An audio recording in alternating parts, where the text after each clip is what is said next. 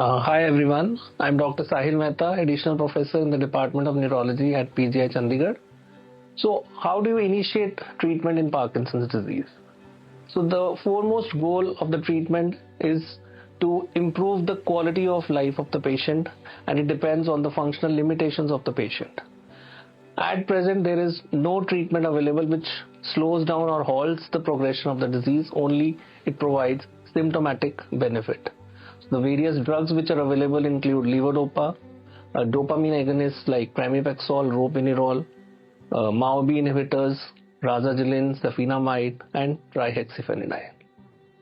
So, depending upon three scenarios, we can decide how to initiate depending upon the age of the patient, the severity of the disease when the patient presents to you, and most importantly, the occupation of the patient. And what is the phenotype of the patient, whether it is tremor predominant or it is slow, bradykinetic or akinetic rigid phenotype.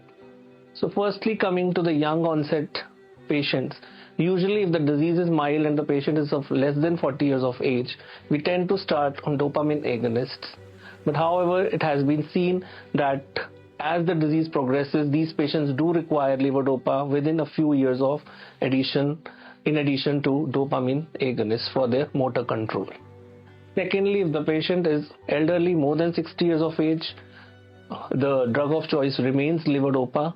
And however, there are few caveats. Like if you encounter a patient who is a pilot or who is doing work with machinery, you ought to start the treatment with levodopa rather than dopamine agonists. Or if there is a patient with a history of addiction or impulse control disorders, you would prefer levodopa over dopamine agonists.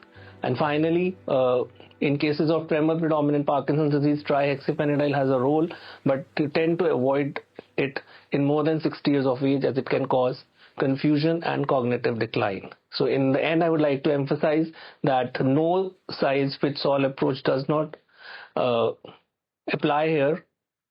We need to individualize treatment on case by case basis. Thank you.